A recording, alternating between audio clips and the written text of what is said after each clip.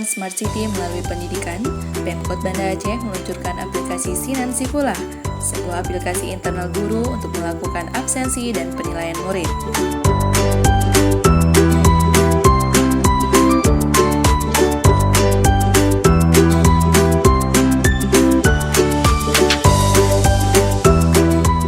Guru-guru pun sudah mulai menerapkan aplikasi teknologi ini untuk mendukung paperless.